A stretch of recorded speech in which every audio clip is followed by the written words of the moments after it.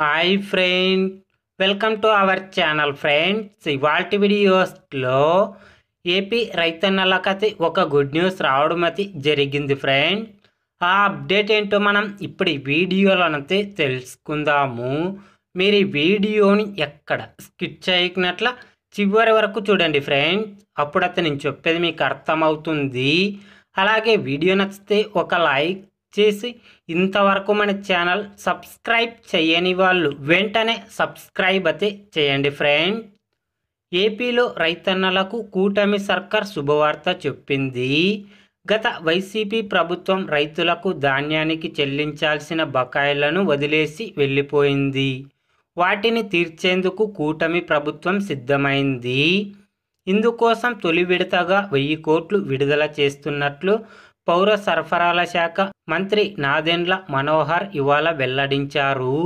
ఈ మొత్తంలో జిల్లాల వారీగా వాటాను కూడా ఆయన వివరాలతో సహా ప్రకటించారు. ముందుగా ధాన్యం ఎవరి వద్ద సేకరించారో గుర్తించి ప్రణాళికాబద్ధంగా ఈ బకాయిలు చెల్లిస్తామని మనోహర్ తెలిపారు. ఇందులో పశ్చిమ గోదావరి జిల్లాకు 565.95 కోట్లు, తూర్పు గోదావరి జిల్లాలో 121.96 కోట్లు, కోనసీమ జిల్లాకు 163.59 కోట్లు, కాకినాడ జిల్లాకు 21.92 కోట్లు, ఏలూరు జిల్లాకు 19.96 కోట్లు, బాపట్ల జిల్లాలో 6.61 కోట్ల చొప్పున చెల్లిస్తున్నట్లు మనోహర్ వెల్లడించారు. సుమారు 50,000 మంది రైతులకు ఉపశమనం కలిగించేలా చర్యలు చేపట్టినట్లు ఆయన తెలిపారు. రైతులకు మిగిలిన బకాయిలు కూడా కొద్ది రోజుల్లో చెల్లిస్తామని మనోహర్ వెల్లడించారు.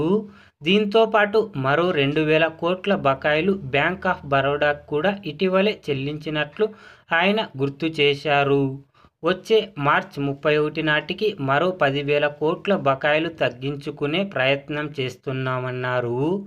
బ్యాంకుల నుంచి కూడా ఈ మేరకు సహాయం కోరుతున్నట్లు మనోహర్ చెప్పడం అయితే జరిగింది ఫ్రెండ్స్. కాబట్టి ఏపీ రైతన్నలకైతే ధాన్యం డబ్బులు 1000 కోట్లు విడుదల చేయడం అయితే జరిగింది ఫ్రెండ్.